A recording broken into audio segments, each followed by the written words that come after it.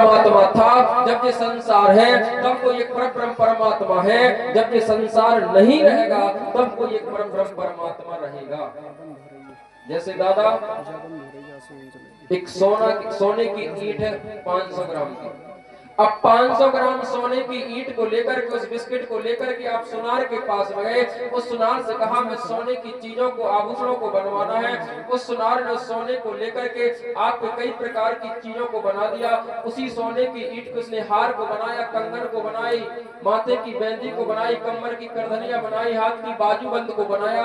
उसने अलग अलग सारी चीजों को बना दिया, अलग अलग उसके नाम रख दिए। आपने 2-3 साल, 4 साल, 5 साल उन चीजों को पहना। पहनने के बाद में एक दिन आपने सारी चीजों को लिया, एक खलबट्टे में डाला, और जैसे खल्लड़ में डालकर सारी चीजों को आपने कूट दिया तो चीजें मिट गई। क्या सोना मिटा? सोना तो है भाई। सोना जब ईंट में था 500 ग्राम तब भी सोना था, जब वो आभूषण उसी सोने का आभूषण बना तब भी सोना था, और जब वो चीजें आभूषण मिट गए तब भी सोना बचा। सोना तो खत्म नहीं बना। उसी प्रकार जब ये संसार नहीं था तब कोई एक परब्रह्म परमात्मा था।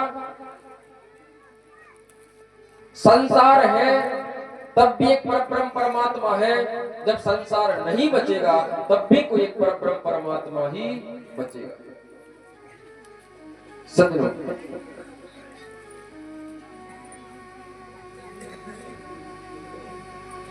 आज भगवान ने सृष्टि को बनाया तो भगवान ने पहले क्या बनाया? नार। नार क्या बनाया? नार। नार किसे कहते हैं? संस्कृत में नार शब्द है जल। तो पहले भगवान ने क्या बनाया? जल को बनाया, और उसी जल के बीच में भगवान ने अपने खुद के रहने के लिए भगवान ने क्या बनाया? यन। यन किसे कहते हैं? यन कहते हैं घर के लिए। तो पहले भगवान ने नार बनाया, फिर भगवान ने यन बनाया, और नार और यन को मिलाकर दोनों क्या हुआ? जैसे नार शब्द है वो यन शब्द है, इन दोनों को एक साथ में जोड़ो फिर क्या हुआ? नारायण। तो इसी नार और यन को एक साथ किया तो इसी परब्रह्म परमात्मा का एक नाम हुआ। बोले नारायण भगवान की जय हो। इसी का नाम नारायण हुआ, और नारायण की नाभि से भगवान। चुप हो गए।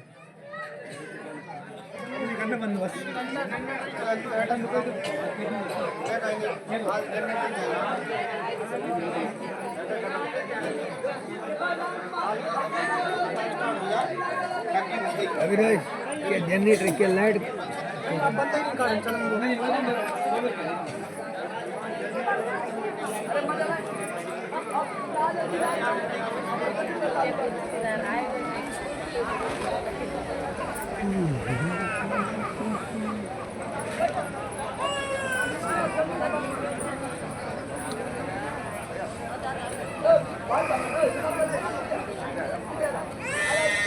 हाँ चलिए अभी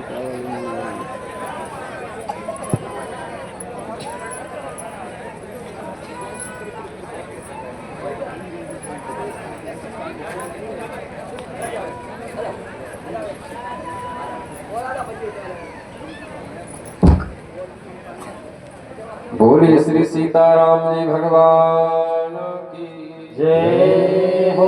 बोले भागवत महापुराण की जय हो। अच्छा, आप माइक में से जय नहीं बोलना, कि ओनी वाले बोल पाते। आप लोग बोल लेते नहीं बोल पाते, नहीं बोल पाते ना, इसीलिए तो आप बोलते नहीं। अगर आप लोग बोल लेते तो बोलू करते। बोले भागवत भगवान की।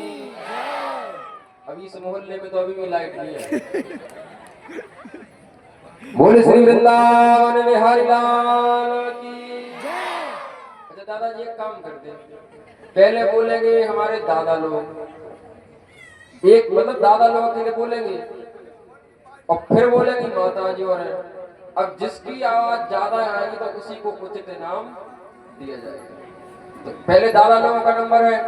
बोले भागवत भगवान की जय। बोले हनुमान जी महाराज की जय। उनकी आवाज समझ लिया आपने? अब आपको बोलना है। अगर इनाम जीतना हो तो इनसे ज्यादा आवाज आनी चाहिए।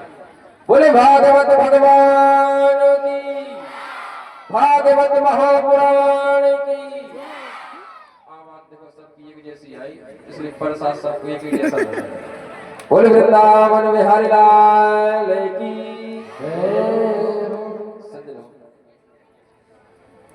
तो उसी परब्रह्म परमात्मा नारायण की नाभि से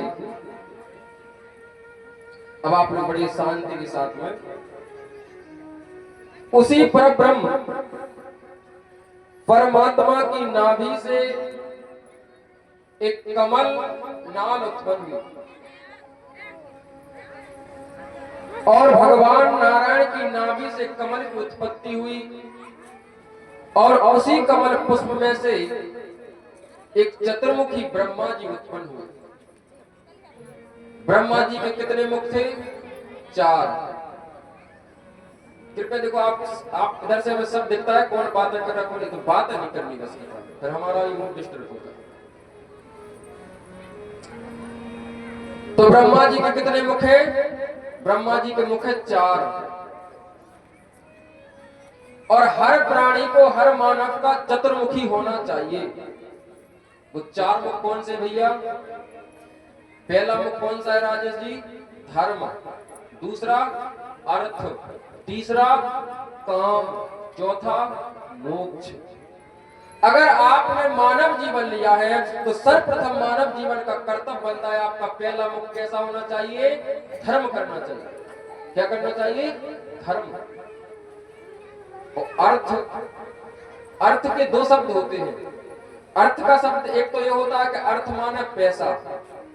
अगर मानव जीवन लिया है आपने तो खूब पैसा कमाओ, कोई बुराई नहीं, लेकिन किसी का गला दबा के नहीं, चोरी करके नहीं, बेईमानी करके नहीं, ईमानदारी की मेहनत करके अपनी पुरुषार्थ के अनुसार आप खूब धन कमाइए, कोई अपराध नहीं। एक और मैं आज के युवा पीढ़ी से निवेदन करना चाहता हूं, आज के जितने भी हमारे बच्चे मेरे युवा साथी सुन रहे हैं, हमारी बहनें भी सुन रही हैं, किसी महापुरुष ने कहा है कि गरीब घर में पैदा हो जाना कोई बुरी बात नहीं। समझने वाली बात, आप गरीब घर में पैदा हो रहे हैं, इसमें कोई बुराई नहीं, कोई बुरी बात नहीं, लेकिन उसी गरीबी में मर जाना सबसे बुरी बात है।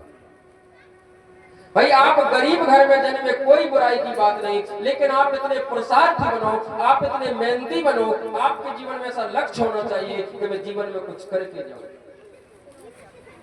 मानव का जन्म लिया, पले पोसे बड़े हो गए, जवानी ढल गई, भाई ताश खेलत रहे, जुआ खेलत रहे, अपने शराब पियो, जवानी को बर्बाद कर दिया। ये मानव होना? तुमने नरक की जीवन की वजह सच। गरीब घर में जन्म लेकर आप कुछ करके दिखाओ, तब तो आपका मानव जीवन सफल माना जाएगा। और तुम अगर जो ही बताते रहे भाई साहब क्यों दे कि हमारे दादा ने तो 30 बीघा जमीन है, हमारे दादाजी ने 100 बीघा जमीन है। अरे तुम्हारे दादा ने, तुम्हारे पिताजी ने सब कुछ हुए, तुमने क्या करे भले मांस? तुमने क्या तो बीघा भर खरीद के देखी का? तो पिताजी की प्रेस्टेज पर जीवन मत जिए। पिताजी ने क्या किया, दादाजी ने क्या किया, दादा पिताजी की प्रेस्टेज को मत, अपनी खुद की ऐसी प्रेस्टेज को बनाओ कि लोग याद करें कि भैया ने एक किया। सत्य में जब ब्रह्मा उत्पन्न हुए तो बार बार वो नाभि कमल में अंदर जाते, बाहर जाते, अंदर जाते, लेकिन उनको समझ में नहीं आता कि मैं कहां से आया, मैं कौन हूं। तो उनको 2 शब्द सुनाई दिए।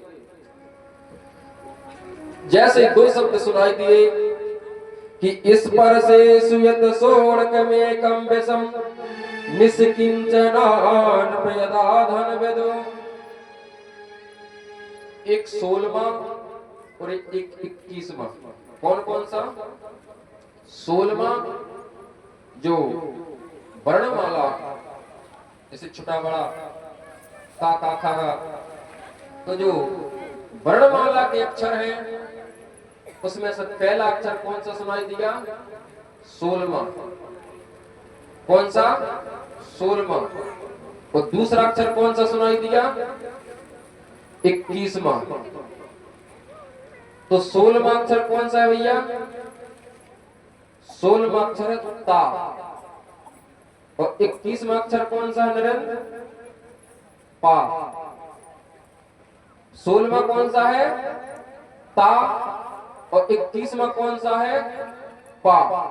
अब ता और पा को हम प्रदीप एक साथ में करें तो क्या हो जाएगा? तप। क्या हो जाएगा? तप। तप होगा ना? ता और पा को तो 21वां और 16वां सुनाई दिया। तो ता और पा, तब ता और पा को एक साथ में किया तो तप हुआ। कहा ब्रह्मा जाओ तुम तप करो, अगर तुम्हें ये जानना है कि तुम कहां से आए। तो ब्रह्मा जी ने हजारों वर्ष तक तपस्या की और भगवान प्रसन्न हुए और भगवान ने कहा जाओ ब्रह्मा, मैंने तुम्हें सृष्टि का मालिक बनाया। तब ब्रह्मा जी ने कहा कि प्रभु ये क्या कर रहे हैं आप? अगर कोई पंच बन जाता है, कोई सरपंच बन जावे, कोई मंत्री बन जाए तो उसको जीवन में अहंकार आ जाता है, और आप मुझे सृष्टि का मालिक बना रहे हो तो मुझे कितना अहंकार आ जाएगा। उसी समय भगवान नारायण ने ब्रह्मा जी को 4 श्लोक दिए थे। कहा ए ब्रह्मा जी, आप अपने जीवन में 4 श्लोकों को धारण करना, आपके जीवन में कभी अहंकार नहीं आ पाएगा। भगवान ने नारायण ने 4 श्लोक, दादा ये बड़ी सुंदर चर्चा है। उन 4 श्लोकों को ब्रह्मा जी ने अपने जीवन में धारण किया। एक समय आया कि उन्हीं ब्रह्मा जी ने उन 4 श्लोकों को संत नारद को दिए, और संत नारद ने वेदव्यास को दिए, और उन्हीं संत नारद वेदव्यास जी ने उन 4 श्लोकों को 18,000 श्लोकों में लिखा, और उन्हीं 18,000 श्लोकों का नाम भागवत महापुराण पड़ा। तो ये भागवत किसी की लिखी हुई कहानी नहीं, ये भागवत तो स्वयं नारायण के मुख से निकली हुई वाणी। ये भगवान नारायण परब्रह्म परमात्मा के मुख से निकली हुई वाणी है। सज्जनों, ब्रह्मा जी ने 10 मानस पुत्रों को उत्पन्न किया, लेकिन किसी ने भी गृहस्थ जीवन यानी किसी ने शादी विवाह नहीं किया, किसी ने नहीं किया। तो ब्रह्मा जी ने सोचा कि मैं इस सृष्टि आगे कैसे बढ़े। तो ब्रह्मा जी ने अपने ही एक भाग से पुरुष को उत्पन्न किया और दूसरे भाग से स्त्री को उत्पन्न किया। एक भाग से पुरुष उत्पन्न किया और दूसरे भाग से स्त्री को उत्पन्न किया। आप लोगों ने सुना होगा कि पहले मानव और मानवी, इस दुनिया में पहले मानव और मानवी का जोड़ा किसका बना?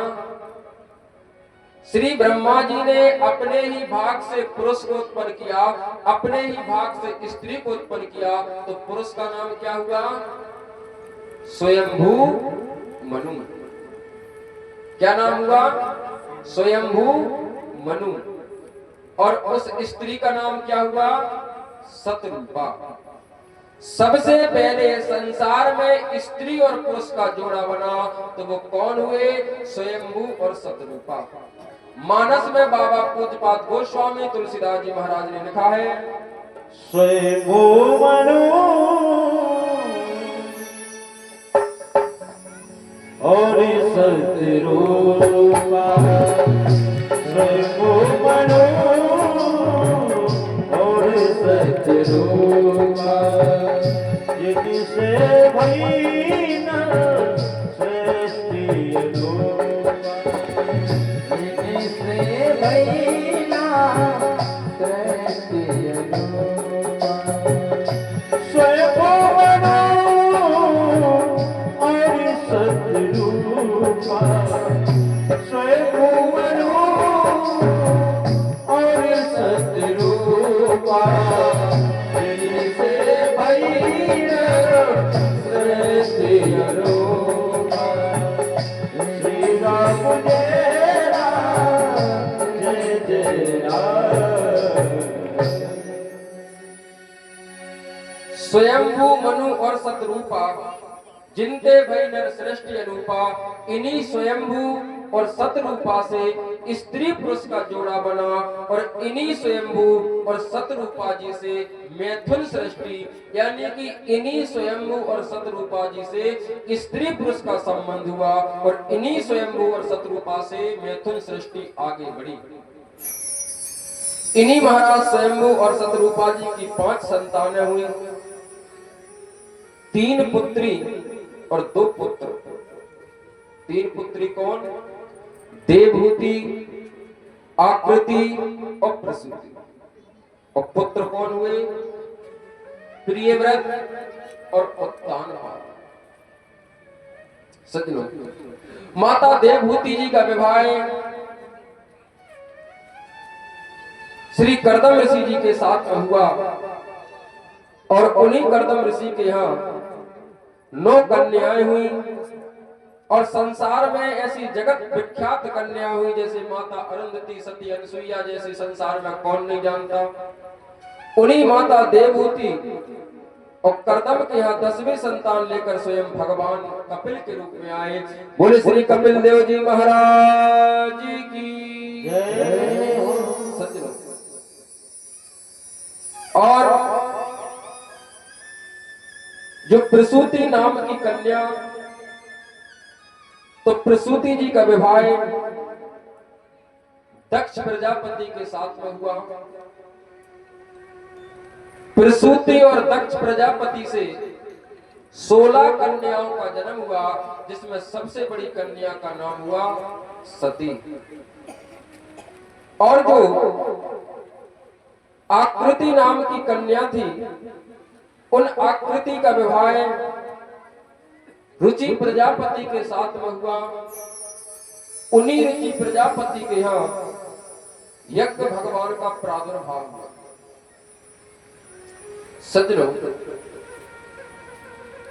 जो प्रसूति नाम की कन्या थी, उन प्रसूति जी का विवाह दक्ष प्रजापति के साथ में हुआ और उन्हीं महाराज दक्ष से 16 कन्याएं जन्मी।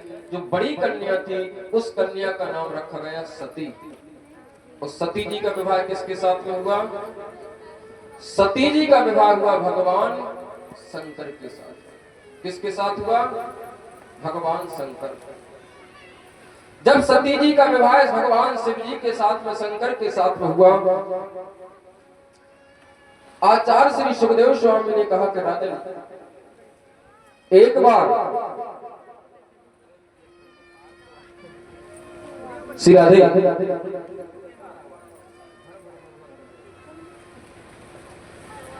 श्री राधे, जब सभी देवताओं ने मिलकर के महाराज दक्ष के लिए देवताओं का राजा बना दिया, जब सभी ने मिलकर के दक्ष के लिए देवताओं का अधिपति बना दिया, तो संसार में सज्जनों ऐसा कोई प्राणी नहीं हो सकता कि जिसको कोई पद मिल जाए और उसके जीवन में अहंकार न आए।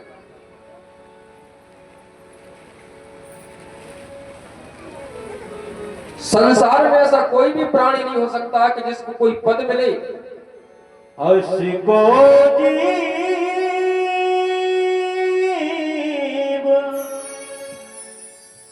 जंतु मनमाही प्रभुता पाहे ताहे बदनाही। प्रभुता पाहे ताहे बदनाही।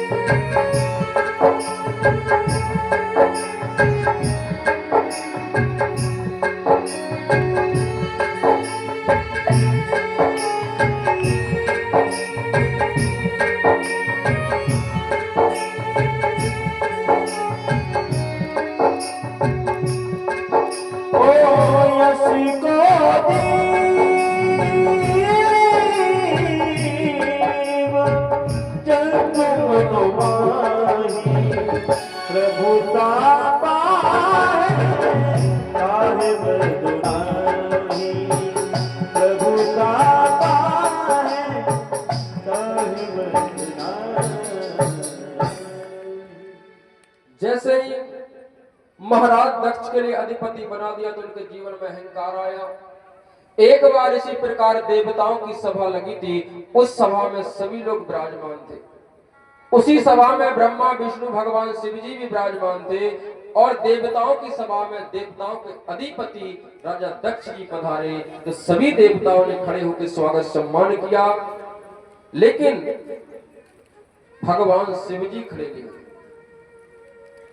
जब भगवान शिव जी खड़े नहीं हुए, जब भगवान शिव जी खड़े नहीं हुए और जैसे दक्ष ने देखा कि सब लोगों ने खड़े होकर मेरा स्वागत सम्मान किया, लेकिन जब मेरा दामाद मेरे सम्मान के लिए नहीं खड़ा हुआ, तो दक्ष ने सीधा क्या बोला कि भूत प्रेतों के साथ में रहने वाले, मरकट के साथ में रहने वाले, मेरी मृगलोचनी सती कन्या से तेरा विवाह हो गया, तेरे जीवन में इतना अहंकार हो गया। अरे मरकट में वास करने वाले राक्षसों के साथी इतनी उल्टा सीधा शब्दों को बोला। फिर भगवान शिव जी के नेत्र खुले, समाधि टूटी, तो अपने बगल में बैठने वालों से पूछा कि हमारे ससुर साहब किसको गाली दे रहे? पड़ोसियों ने बोला कि आपको गाली दे रहे। बोले हमें किस लिए दे रहे? बोले आपने। बोले हमें गाली किस लिए दे रहे? बोले आपने उनके खड़े होकर स्वागत सत्कार नहीं किया, इसलिए हमें गाली। भगवान शिव जी ने कहा कि मैं सच कहूं, मुझे तो इस बात का कोई पता नहीं कि कौन आया और कौन गया। मैं तो राम राम राम राम का जाप कर रहा था, लेकिन बंधु एक बात को भी नहीं सुना। जब एक बात को भी नहीं सुना तो भगवान शिव ने सोचा कि इस जगह को त्याग दो। लेकिन भगवान शिव ने कोई लड़ाई झगड़ा नहीं की, भगवान ने कोई प्रतिक्रिया भी नहीं दी। भगवान उस सभा को छोड़ करके अपने कैलाश पर आए और भगवान शिव का तो वही काम, अपनी माला को लेकर राम राम राम का जाप।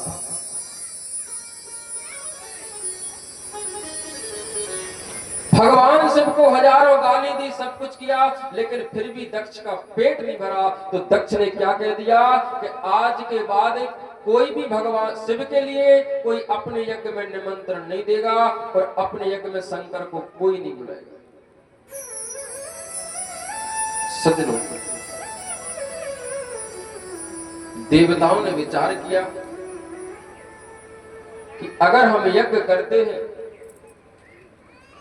और शंकर को ना बुलाएं तो वो यज्ञ किस काम का?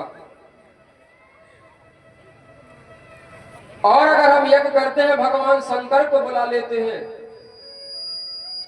तो प्रजापति नाराज हो जाएगा। तो देवताओं ने क्या काम किया कि यज्ञ करना ही बंद कर दिया। जब साहू जी गांव में कोई ऐसा काम हो जाए, कहोगे बुलाना नहीं पड़ता दादा, क्यों भैया? तो लोग क्या करते, जब आसो हम ब्याह नहीं कर रहे, हम ही कहा को पहले बुरे हो गए। ऐसे नहीं करेंगे, जैसे गांव में कोई समस्या हो जाती। देवताओं ने यज्ञ करना ही बंद कर दिया। तो सबसे पहले दक्ष प्रजापति ने यज्ञ किया। हरिद्वार से आगे गंगा के किनारे एक पावन तीर्थ है, जिस तीर्थ का नाम है कनखल। कनखल में गंगा के किनारे यज्ञ किया। तो सभी देवी देवताओं को निमंत्रण दिया, लेकिन अपने सगे दामाद और अपनी सगी बेटी सती के लिए निमंत्रण नहीं दिया। कनखल में यज्ञ प्रारंभ हुआ।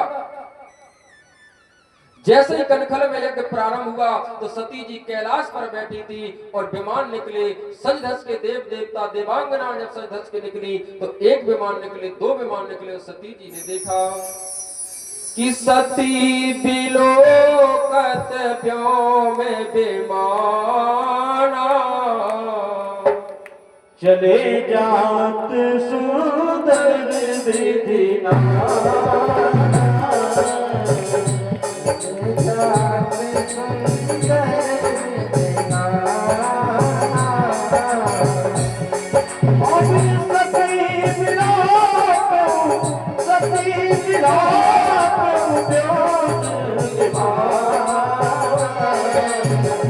चले जात सुंदर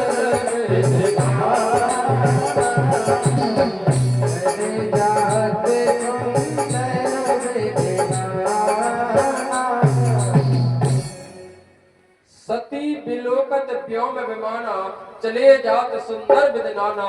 एक विमान निकले, दो विमान निकले, तीन विमान निकले। सती जी ने सोचा पूछूं कि ना पूछूं, पूछूं कि ना पूछूं, लेकिन सजनों सती जी ने क्या एक स्त्री का चरित्र निभाया। पहले एक विमान निकला, दो विमान निकले, सोचा पूछूं कि ना पूछूं, पूछूं कि ना पूछूं, लेकिन पहले माता मैंने सोचती तो है कि पूछे कि ना पूछे, पूछे कि ना पूछे, लेकिन दादाजी घंटा दो घंटा वो पास में बैठी रहे हैं, तो जात जात में पूछे ले कि दीदी साड़ी बड़ी अच्छी लग रही, कब रही थी, कितने की रही थी। पहले तो विचार करते करते लेकिन उनकी मन नहीं मानता, वो क्या करे बेचारे, उनकी कोई गलती नहीं इस बात में, मन ही नहीं मानता। अब सती जी ने विचार किया कि पूछे कि ना पूछे, पूछे कि ना पूछे, लेकिन जैसे ही सती जी ने इशारा किया कि आप लोग कहां जा रहे हैं, तो वो देवियों ने क्या कह दिया कि सती जी आपको पता नहीं, आपके पिता के घर में यज्ञ हो रहा है करखल में, हम आपके पिताजी के आपके मायके में जा रहे हैं। कहां जा रहे हैं? आपके मायके में जा रहे हैं। और सती जी आपको नहीं चलना, संसार में ऐसी कोई बेटी नहीं हो सकती कि जो अपने पिता के घर की बुराई करे। सती जी ने बात को बनाया कि आप चलो हम आते हैं, आप चलो हम आते हैं, हमें थोड़ी सामान पैकिंग करनी है, तो आप चलिए हम आएंगे। बेचारी सती जी घबरा गई कि मेरे पिता के घर में यज्ञ, मुझे पता नहीं, देवता लोग वहां क्यों आ रहे थे। अच्छा एक बात बताओ, देवता काय से जा रहे थे? सती बिलोकत व्योम विमाना, सती बिलोकत व्योम विमाना, तो देवता काय से जा रहे थे? विमान में बैठकर। अब विमान में बैठकर जब जा रहे थे तो देवताओं को जरूरी था कि कैलाश पर्वत के बगल से ही निकलते। भाई ट्रेन तो वो आए नहीं कि पटरी पटरी पटरी जाने, भाई विमान तो दादा जहां उड़ जाएगा। भाई जैसे आपको ललितपुर जाना है, कहां जाना है? ललितपुर। अब जब आपको ललितपुर जाना है तो यहाँ से औड़ी से आपको खनियाधाना पहुंचना पड़ेगा, खनियाधाना से बामोर कला, बामोर कला से गोरा खेरा हसारी, बड़ेरा, बड़ेरा से राजघाट, राजघाट से आपको और भी गांव मिलते रहते हैं, सिलगन एलगन, फिर आप ललितपुर पहुंचोगे। यही रास्ता है ना। यहाँ से तालवेट से भी चले जाते हैं, बसई बमीना होकर चले जाओ, और भी शॉर्ट में रास्ता ऐसे है। लेकिन जब आपको ललितपुर जाना होगा तो आपको तालवेट क्रॉस करके ही जाना पड़ेगा, या फिर आपको ललितपुर जाना पड़ेगा तो राजघाट क्रॉस करके ही जाना पड़ेगा, मोटरसाइकिल से, जीप से, बस से। और अगर कहा हो आपको हेलीकॉप्टर से जाना हो तो जरूरी है कि आप राजघाट जाओ, जरूरी है कि आप तालवेट जाओ। जब देवता लोग उस विमान से जा रहे थे तो क्या आवश्यकता थी उनके लिए कि वो कैलाश पर्वत से जाएं, लेकिन बंधु वो जले पे नमक छिड़कने जा रहे थे कि जब तक सती को और शिव को पता ना चलेगा कि तुम्हारी ससुराल में यज्ञ हो रहा, तुम्हारे मायके में यज्ञ हो रहा, तब तक आनंद नहीं आएगा। तो वो जले पे नमक छिड़कने जा रहे। ये संसार के लोग क्या करते हैं? हमेशा कट्टे के ऊपर नमक ही छिड़कते हैं। इसलिए संसार से बचकर रहना। ये संसार बड़ा विचित्र है। झूठे रिश्ते झूठे नाते किसका कौन हुआ है, झूठे रिश्ते झूठे नाते किसका कौन हुआ है, और कब बाजी उल्टी पड़ जाए जीवन एक जुआ है। आज सती जी दौड़ कर आई और भोले बाबा के चरणों के पास में बैठी, और भोले बाबा के चरणों के पास में बैठकर कहा कि सुनते हो क्या? बोले क्या देवी? बोले तुम्हें पता है क्या? बोले क्या? तो आज सती जी की भाषा को देखिए, सती जी के शब्द को सुनिए। सती जी ने कहा कि स्वामी आपकी ससुराल में, आपकी ससुराल में आपके ससुर साहब बड़ा भारी यज्ञ कर रहे हैं। सती जी क्या बोल रही कि आपकी ससुराल, आपके ससुर साहब बड़ा भारी यज्ञ कर रहे हैं। ये नहीं कहा सती जी ने कि मेरे पिताजी मेरे मायके में इतना बड़ा यज्ञ हो रहा है, क्योंकि माता मैंने बड़ी चतुर होती हैं। जब कोई काम बनाना पड़ता है तो वो ऐसे मीठा बोलती है। अगर कोई काम बनाना हो भैया तो पप्पू की महीना मम्मी जो है तो वो महीना खाना से 2-4 दिन पहले से इतना मीठा बोल है कि एक ही मेरे के काय में पूरी शॉपिंग करवा देते। बिल्कुल मन नहीं, उस जब उनके अंदर कलाएं होती है सब चीजों की। आज जैसे उन्होंने कहा तो भोले बाबा ने कहा कि देवी चल तो थे अपन लोग जरूर चलते, लेकिन तुम्हारे पिताजी ने निमंत्रण नहीं दिया इसलिए नहीं जा सकते। सती जी ने कहा ऐसा हो सकता है, मेरे सबसे ज्यादा मैं उनकी लाडली हूँ। भोले बाबा ने कहीं नहीं दिया।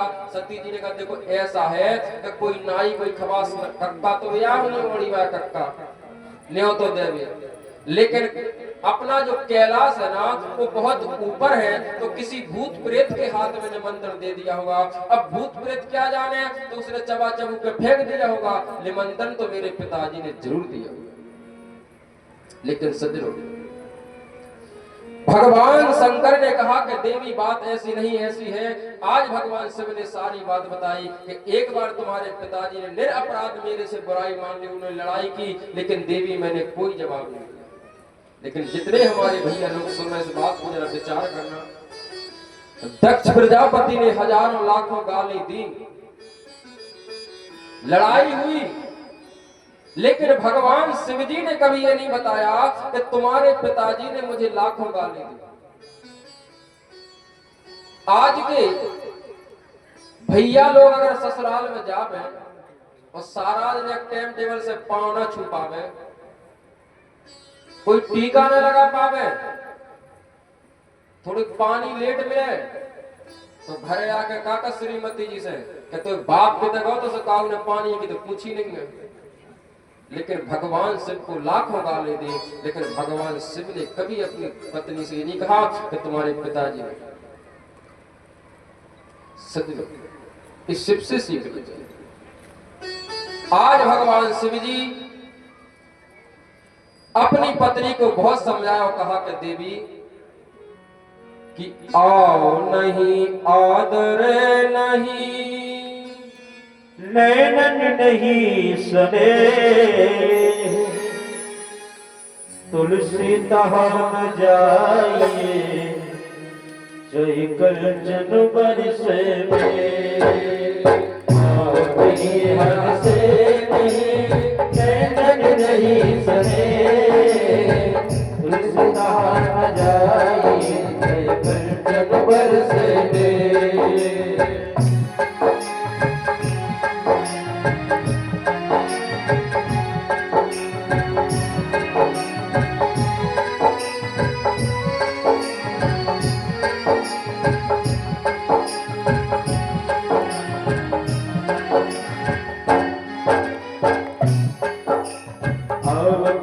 हर से नहीं नहीं सने, तुलसी तहां जाइए, कंचन बरसे में। आवत ही हर से नहीं नैनन नहीं सने, तुलसी तहां न जाइए चाहे कंचन वर्ष में। जहां हमारे जाने से अगर लोगों को खुशी ना हो तो ऐसे घर में भैया कभी नहीं जाना चाहिए, चाहे उस घर में सोने की वर्षा क्यों न हो। चाणक्य ने कहा है कि कभी भी किसी पैसे वाले व्यक्ति के पीछे अंधों की तरह नहीं डुलना चाहिए।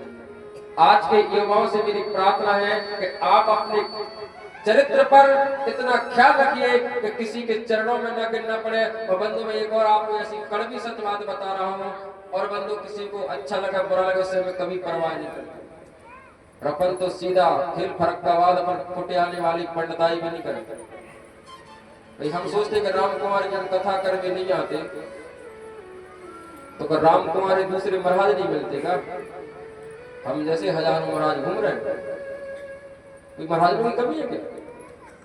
और राम कुमार भी इस बात को, अगर राजेश राम कुमार के पिताजी इस बात का विचार करेगा हम कथा नहीं करूंगा तो कापति महाराज की होती करिए। अगर तुम्हें 1000 महाराज मिले तो हमें 5000 जजमान तैयार खड़े।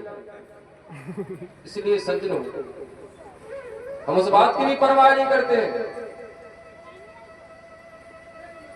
सज्जनों 2 साल पहले कथा करने आए थे हम यहाँ पर, तो एक बार हमने राजे साहब से कहा था कि जो विजय प्रताप जी हैं चंदेरी में, उनकी वो फॉरेस्ट में ड्यूटी भी करते, उनके पिताजी हम तब उसमें आए थे हम 13वीं में। ओके फिर कथा कर गया, हमारे जजमान है, चेला है, दीक्षा है, सब कई बार बोल रहा है कि महाराज आइए आइए। हम कह रहे थे बबलू तुम्हारी तो धैर्य मूंगफली हमारे जीवन वाले जैसे शिष्य कई बार उन्हें फोन लगा महाराज आ जाओ, घूम जाओ, श्यावणी ले जाओ। हम आ जाएंगे, नहीं तुम हमारी तरफ से तुम ही यस करो, भगवान तुम्हें खुश रखे। सच में तो आज की मेरे युवा पीढ़ी से प्रार्थना है, निवेदन है कि जितने चरण चुंबन तुम संसार के लोग करते हो, और संसार की बात तो मैं क्या कहूँ, जितनी श्रद्धा से आस्था से तुम हम लोगों के पैर छूते हो, जितनी आस्था श्रद्धा से तुम हमारे चरण छूते हो, उतनी आस्था श्रद्धा से आप अपने माता पिता के चरण छूना। आप संसार में कहीं आपको भगवान ढूंढने की कोई आवश्यकता नहीं। श्रद्धा आस्था होनी चाहिए। चाणक्य ने कहा है कि दूसरे के पीछे कभी इस प्रकार अंधों की तरह मत भटको, चाहे वो कितना भी पैसे वाला संपन्न व्यक्ति क्यों न हो। अगर आपका सम्मान नहीं तो पैसा किसका? बुद्धि को जगाओ। लेकिन नेताजी जा रहा हो दौड़त दौड़त में एक सेल्फी ले लेके आज फलाने नेताजी से मिलना हुआ। अरे राम राम, तुम्हारा चरित्र बस एक सेल्फी करने में सीमित, आपकी मानवता केवल एक फोटो तक सीमित रह गई। सज्जनों, आप किसी महल के गुलाम से अच्छा एक कुटिया बनाकर अपनी कुटिया में शहंशाह की तरह जीवन जियो। किसी महल की आशा को त्याग करके आप अपनी एक कुटिया बनाकर उस कुटिया के राजा बनकर जीवन को जीना चाहिए। उस व्यक्ति को अपना इतना स्टैंडर्ड जरूर रखना चाहिए।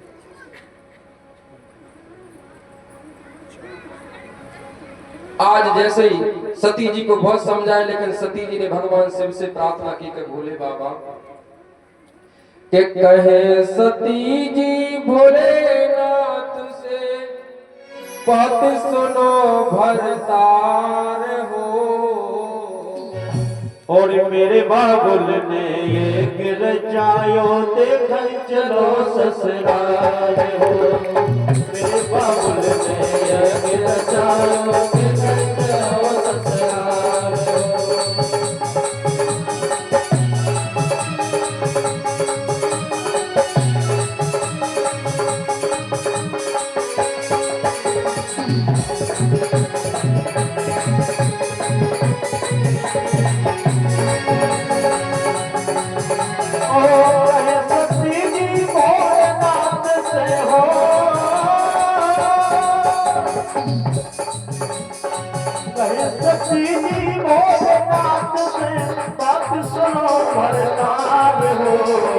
मेरे बाबुल ने चलो देखन चलो ससुराल हो।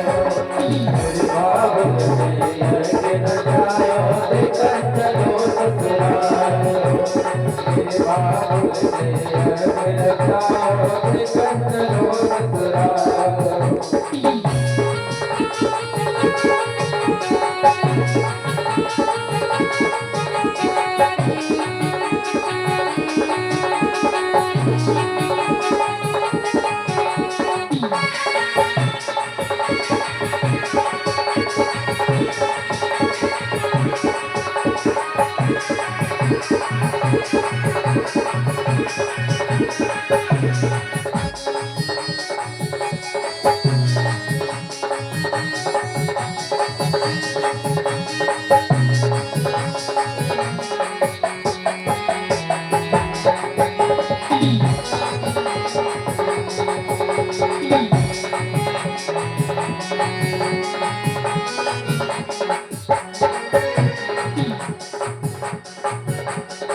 आवती हर से नहीं और प्रेरण नहीं बने।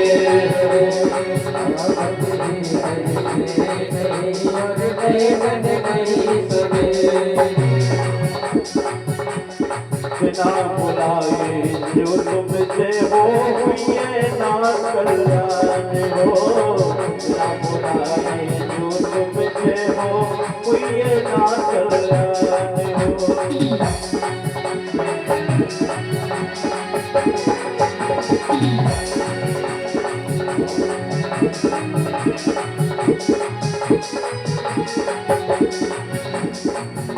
कहीं हमारी गौरा मानो नाचे हो ससुराल हो।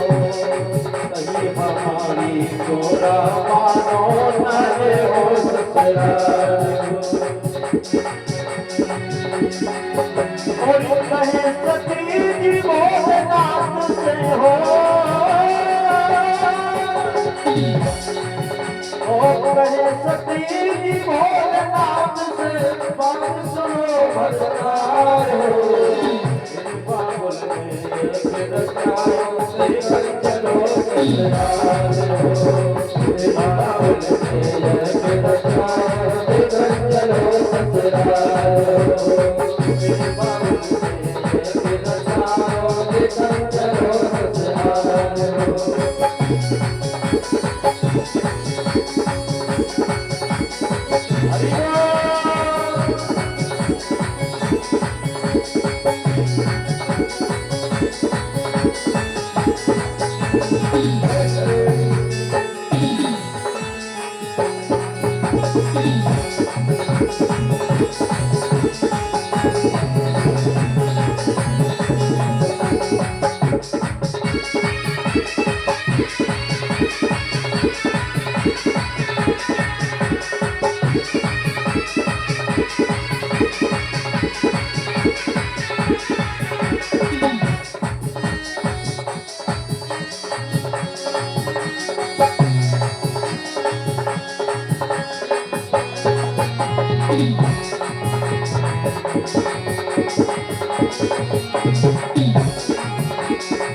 तेरे बाबुल ने ये गिर जायो देखन चलो ससुराल हो तेरे बाबुल ने ये गिर जायो देखन चलो ससुराल हो तेरे बाबुल ने ये गिर जायो देखन चलो ससुराल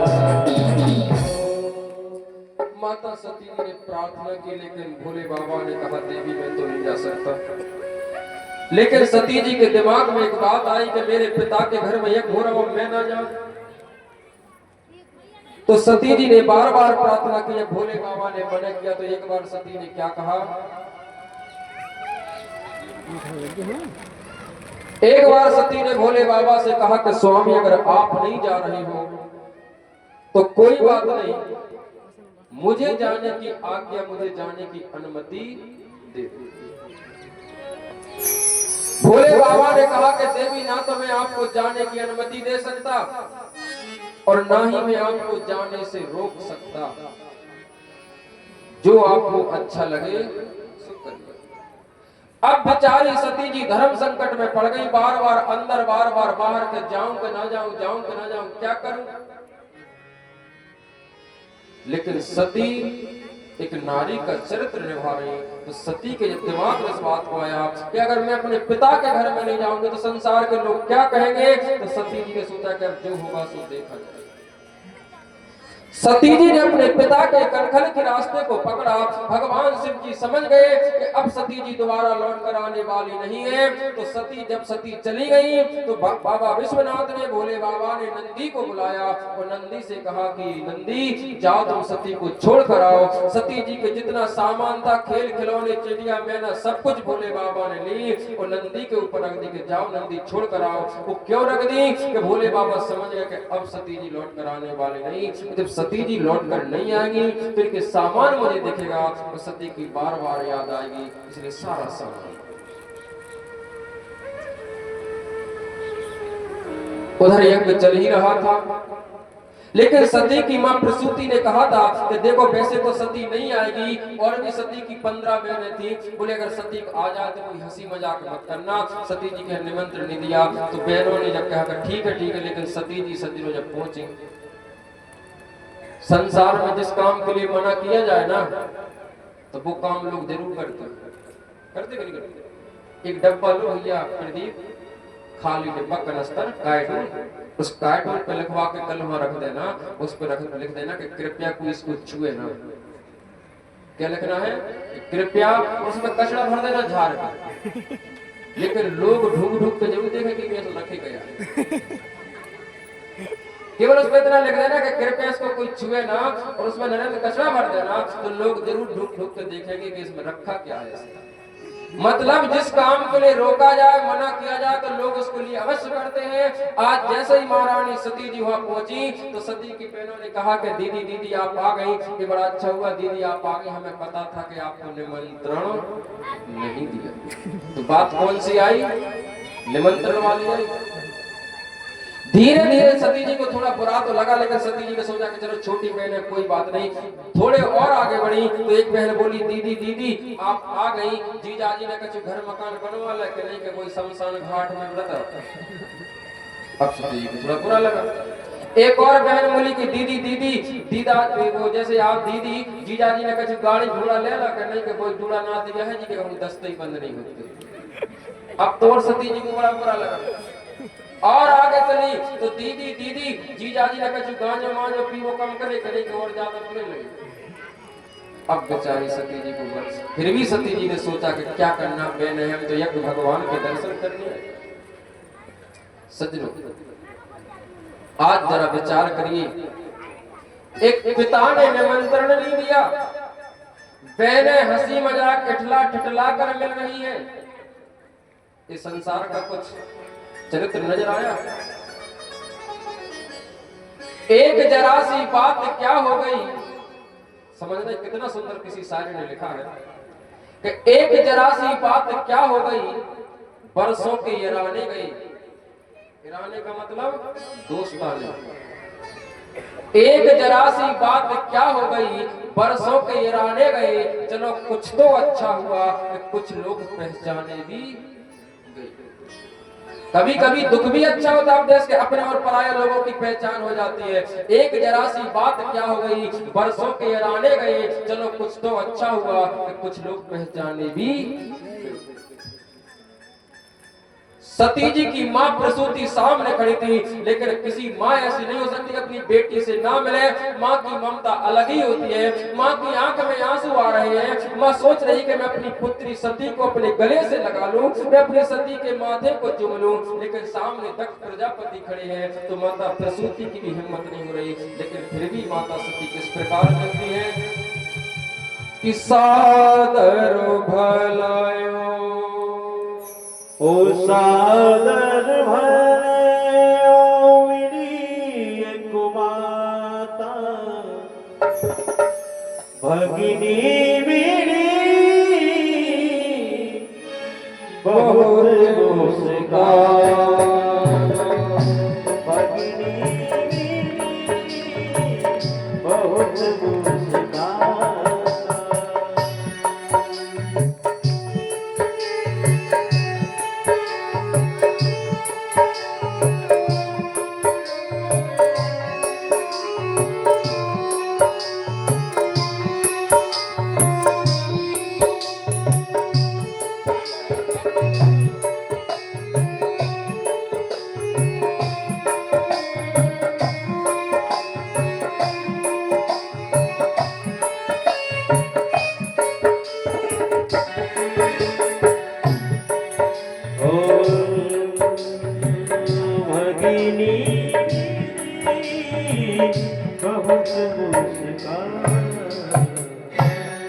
सादर भले मिली कि माता भगनी मिली बहुत मुस्काता। केवल माँ प्रेम सम्मान के साथ मिली, भगनी माँ ने बहन को ठिलाते ठिठलाते मुस्काते मिली।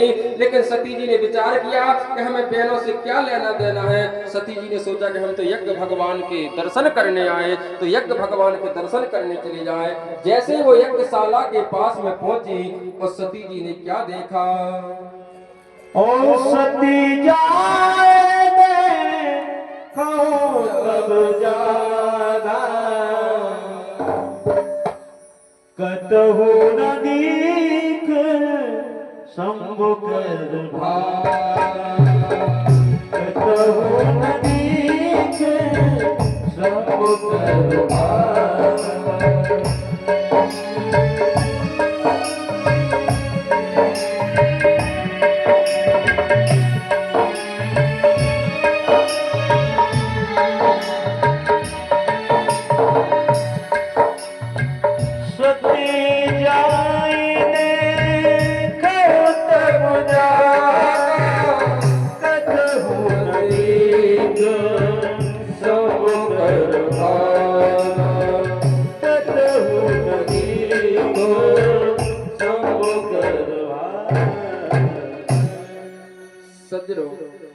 जैसे ही महारानी सती जी ने यज्ञ भगवान के दर्शन किए, जब यज्ञ नारायण भगवान के दर्शन किए तो महारानी सती ने यज्ञशाला की परिक्रमा लगाई।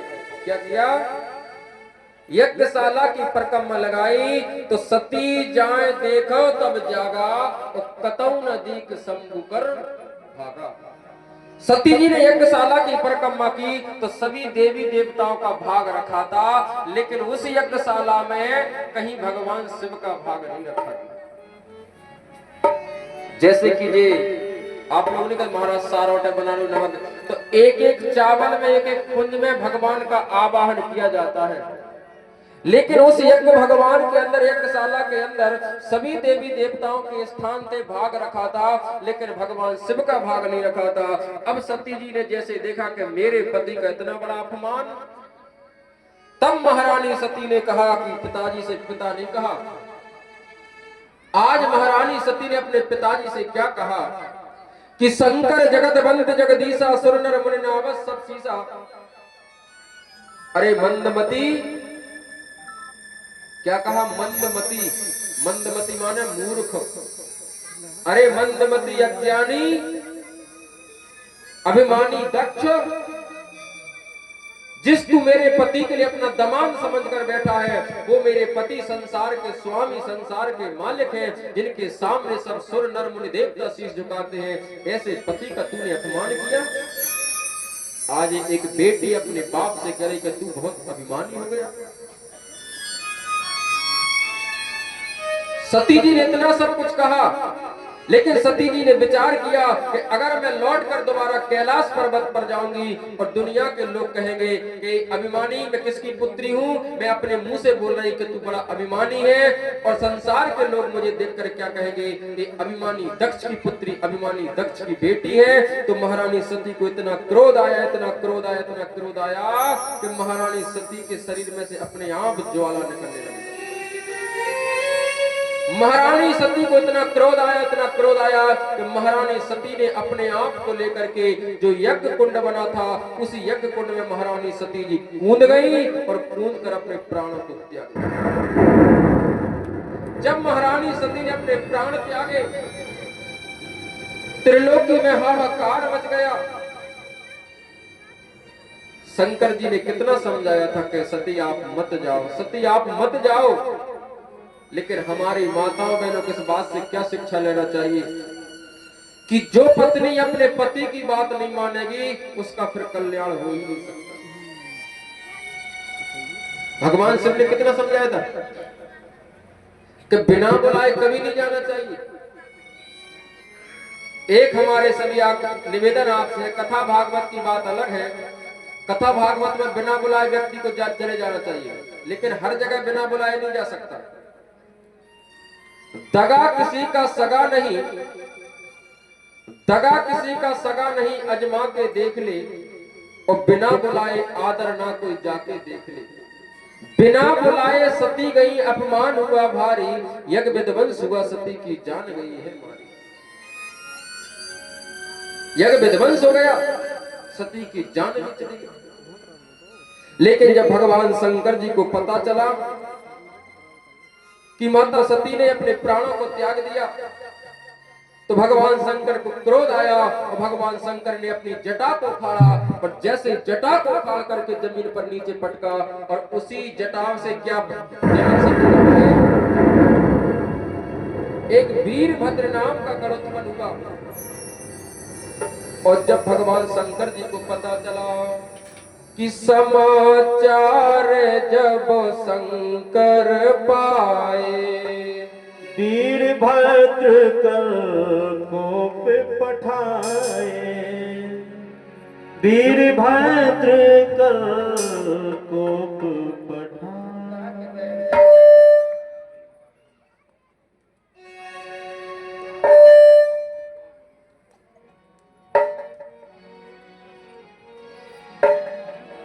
और समाचार जब शंकर पाए,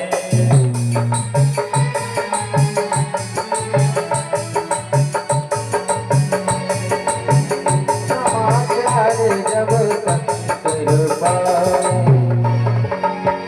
समाचार जब शंकर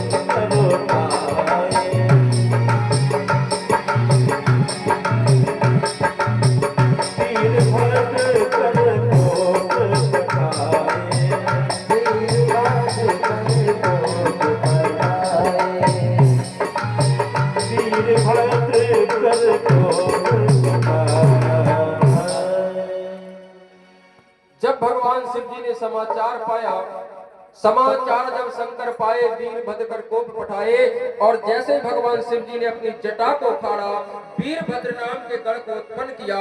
जब वीरभद्र गढ़ के नाम को उत्पन्न किया, कहा जाओ वीरभद्र यज्ञ को विध्वंस कर दो।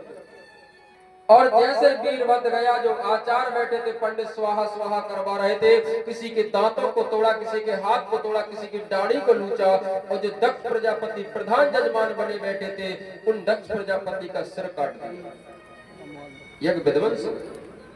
सारे त्रिलोकी में हाहाकार मच गया। जब सारे त्रिलोकी में हाहाकार मच गया, देवताओं ने सोचा कि अब तो प्रलय हो जाएगी, तो भगवान शिव जी के पास में गए और शिव जी से प्रार्थना की कि हे देवादिदेव महादेव, कृपा करिए, यज्ञ को संपन्न करवाइए। तो भगवान शिव जी तो क्षण भर में प्रसन्न और क्षण भर में रुष्ट हो जाते हैं। भगवान शिव जी प्रसन्न हुए। दुनिया में देव अनेकों हैं, लेकिन महादेव जैसा कोई देव नहीं हो सकता है। भगवान शिव जी क्षण भर में प्रसन्न और क्षण भर में रुष्ट। भगवान शिव जी कैसे हैं कि कोई दूध चढ़ा दे तो प्रसन्न, फूल चढ़ा दे तो भी प्रसन्न। और ओड़ी बात सब लोग तो समझदार ही बैठे। भगवान शंकर जी के मंदिर ज्यादा खुले ही नहीं बनेगा। देखो दुर्गा जी का तो बन ही रहा है, तो धीरे धीरे अगर हनुमान जी की इच्छा हुई है, कृपा करियो ने आप लोग बब्बा के मंदिर की। तो एक और मैं आपको मजाक हंसने वाली बात नहीं कर रहा हूँ। जब ईश्वर का मंदिर, ईश्वर का घर अच्छा होगा, तो हमारा घर भगवान अपने आप सजा देंगे। जब ईश्वर के मंदिर में अगर मिट्टी टपक रही होगी, तो आप कितना कुछ करना, कितना कुछ कमाना। एक बुंदेल